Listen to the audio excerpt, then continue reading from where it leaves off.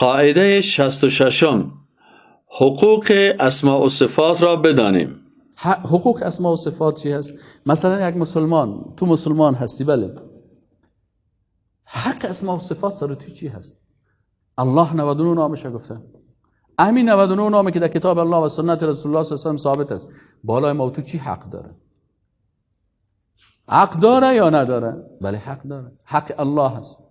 پس این حقوق باید بفهمی که اول حقش است که این نامها را به شکل توقیفی بفهمی. حق نام هست، به کتاب الله رجوع کو، به سنت رسول الله رجوع کو، این نامها را از قرآن و سنت بکش و این را بفهم. از دل خود عاشق و معشوق و خمار و چطورکایی و پای را که استعمال میکنن یارا ترک کن. این حق اسماء الله است. حق دومش چی است؟ بسیاری کسا حق شاعر را میفهمه، حق الله را نمیفهمه. اگر بگو یک شاعری اشتباه کرده میگه اوه شما حق الله را شکستن. حق دوم حفظ کردن اسماء و صفات است. انسان مسلمان باید این اسما را حفظ داشته باشه. چرا حفظ داشته باشه؟ رسول الله صلی الله علیه و آله گفته که اگر کسی آن را حفظ نماید وارد بهشت میشه. منظور از حفظش که این نامها را بفهمی و به او عمل بکنی. حق سومش است دانستن معانی اسماء الله هست که باید معنایش بفهمی. همین نام الله چی معنا میده؟ از این خاطر حق چهارمش است زندگی کردن مطابق اسماء الله الحسنی. یک کسی آمد پیش یک استاد برش گفت استاد امی یک درس برای من از اسلام بده که امیر عمل کنم، برای من کافی و شافی باشه. یک درس بده، یک درس. وقت هم ندارم که زیاد درس بده، یک جمله برام بگو نصیحت. او برش گفت که اگر میخوای مسلمان حقیقی باشی مطابق نامهای الله زندگی کن. فهمیدی یعنی؟ مطابق نامهای الله چه قسم زندگی کن؟ یک نامش هم براتون میگم. یکی از نامهای الله هست الرقیب. اگر تو بتانی مطابق از این نام زندگی کنی، در خانه، در اتاق، به تنهایی، در هر حال میفهمی مراقب تو کی است؟ الله است. اینا که باز در اتاق تنها ماندی و موبایلک دست خودت هستی و دروازه رو بسته کردی و 300 روپیه اینترنت تام چالان است، باز فیلمای خراب سیل کردن میتونی؟ اگر تو مطابق صفت الرقیب الله زندگی کنی. وقتی ما و شما گناه میکنیم که مراقبت الهی را چی کنیم؟ فراموش کنیم. از این خاطر شیطان ما و شما را فراموش میده. از یک تفلک خرد میترسی، از الله نمیترسی. بیادرک خردت خوار خردت اگر در اتاق باشه و فیلم سیل نمیکنی. سیل میکنی؟ او را از اتاقت میکشی. باز او را کشیدی، باز از کرام الکاتبین نمیشرمی. از یا خود نشرمیدیم، از ذات خالق متعال ذوالجلال که ما را در حالت میبینه. یکی از حقوق اسماء الله یعنی هست که انسان مسلمان مطابق از چی کنه؟ زندگی کنه. یک شما براتون گفتم این حالا اگه تو مطابق 99 زندگی کنی واقعا تو انسان مؤمن واقعی هستی. حق پنجمیش است دعا کردن، توسل کردن با اسماء الله الحسنی. بسیاری کسا دیگه توسل ها رو یاد دارن. به قبر توسل کو، به مرده توسل کو، به دولکی بابا توسل کو، به اشپش ملنگ بابا توسل کو، به هر کس توسل میکنن، اما با خالق متعال توسل هیچ یاد نداره. اصلا پرسان کنی الرقیب چی معنی؟ نمیفهمه. المجیب نمیفهمه. عالم الغیب اینا چی است؟ یکی از حقوق اسماء الله است که دعا به نام الله بکنیم برای هر مشکل. مثلا گناه کردی میگی یا الله تو ذات رحمان هستی و رحیم هستی و غفور هستی و غفار هستی و تواب هستی، برای مغفرت گناهگار هستی. پس دعا کردی به نامهای الله توسل جستی، رحمان، رحیم، غفور، غفار، تواب.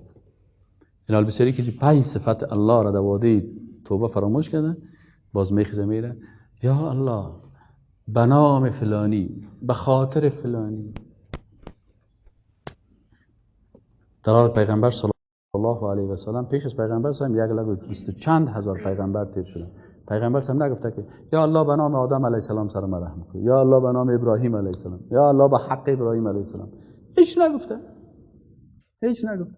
اینا دعا عبادت است و عبادت باید به طریقی کی باشه؟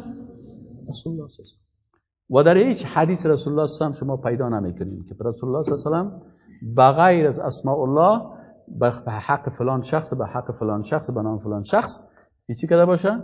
توسل کرده نیست. هیچ بپالین صحیح بخاری، صحیح مسلم، صحیح فلان برین، اگر بود معول نیست. و دعا را به رسول الله صلی الله علیه و چی است؟ عبادت است. توسل چی است؟ عبادت است. عبادت باید به طریقی کی باشه؟ محمد رسول الله صلی الله علیه و سلم. اینا بعضی کساس نمیفهمن و بعضی کساس که نمیفهمه و نمیخواهد که بفهمه. کتاسی چی گوری؟ یکی خود نمیفهمه باز میگه که صاحب من نمیفهمم، اینو برای من یاد بده. یگان تا باز هست نمیفهمه، باز نمیخواه که بفهمه. باز یک تا دیگه چی میکنه؟ باز اون میخواه که امون نافهمی خود سر تو تحمیل کنه.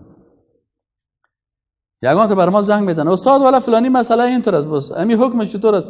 من میگم خب اینطور است. استاد اگه این تو کدام باز تو خدمت تایید میگیری. یگان تو مثلا زنگ استاد همین گروی چطور است؟ من والا همین گروی کسی خب کل قرض اینجا را نفن فهو الربا، همین گروی خود سود است. من تو پست کنده میگم من خب به نظر من که یاد گرفتم همه قدر خب سود است.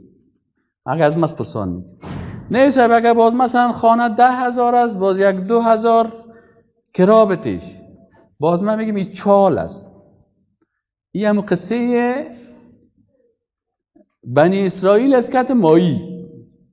گفت روز شنبه مایی نگی، گفت خیر از دند بسته میکنیم نمیگیریم. باز مایای بیچاره خود رفته نمیتونه، دند بند است. باز روز شنبه میریم، یک شنبه میگیریم. این پروردگار امرتون ما کردیم، ما خود مایی نگرفتیم. حال کدام لوده هست که خانه 20,000 پیگی خوده کرایش 20,000 است، او رو بر تو 2,000 کرا میده. این همیال ما استاد شام هستم، بسیاری نفر که خانه کرایی ضرورت داشتیم یا برش گفتیم چرا زده گفتیم کرای خانه تان صاحب 22,000 است. این ما استادم هستم، این دوستم هم آها صاحب بسیار دوست دارم، بسیار احترام دارم فلان چیز. گفتیم خیر میره چند؟ گفت 500 به خاطر رید. اگه بسیار جوانی کرده 1,000. ای چطور از 20,000 کرانه میره 2,000 نشته میکنه برای تو در کاغذ. پس 18,000 به خاطر از این افهم میکنه که تو را قرض دادی 3 لک 4 لک 5 لک. کل قرض جرا نفعا، هر قرضی که منجر به چی میشه؟ منفعت میشه. آلی 5 لک قرض که برای او دادی تو ماه 18,000 فایده گرفتی نگرفتی؟ همین 18,000 که از او گرفتی چی شد؟ فهو الربا. باز یکم تو میگه خال استاد خاله میگه که آدم گرفت باز او از پیسه ما تو استفاده میکنه، باز مزو بگم حالا برادر انما البیع اما آیت چطور است؟ احل الله البیع و حرم الربا. مردم گفتن که سود خب مثل خرید و فروش وارست، لیکن الله چی که؟ بیع حلال است، سود حرام است. خب پس یکی از حقوق اسماء الله حق پنجمش چی بود؟ دعا کردن و توسل کردن با چی؟ با اسماء الله الحسنی. و حق ششمش چی است؟ در هر مشکل مطابق همان ضرورت نام از نامهای الله را دعا کنیم. مثلا در وقتی که چی میگن؟ علامه ابن قیم رحمه الله میگن الله را با نامی که مناسب محتوای دعاست بخوانین. فهمید یعنی؟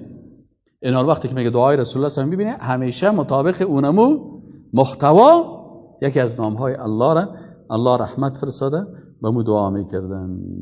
خب حق هفتمش چی است؟ حق هفتم اسماء الله الحسنی است که حق رساندن نامهای الله به دیگران. پس یک انسان مسلمان باید نامهای الله را به دیگران برسانه. برش شما وقت پیدا کردین 99 نام است. روز کتمه یک خطیب مسجد صاحب بود، گفتم اگه تو خوب آدم هستی در 99 خطبت 99 نام الله را چی کن بر مردم برسان. حال مردم الله را نمیشناسه، وقتی که الله را نشناخت به غیر الله پیش میشه. در یک صنف من رفتم گفتم یکی از شخصیت ها را برش گفتم کی میتونه فلانی شخص گپ بزنه؟ 20 نفر دست بالا کرد. درباره فلانی شخصیت دینی کی میتونه؟ ما میتونیم. درباره فلانی شخصیت سیاسی ما میتونیم. بس که بگی کی میتونه یک صفت از صفات الله را برای ما تشریح کنه؟ نیستم. این حال ما شما کل شخصیت ها را میشناسیم، شخصیت های سیاسی را میشناسیم، سال تولدشان را حفظ میکنیم، میش حفظ میکنیم، اما الله را نمیشناسیم، صفات الله را نمیشناسیم. با چه قسم عمل بکنیم؟ پس یکی از حقوق اسماء الله الحسنا چی است؟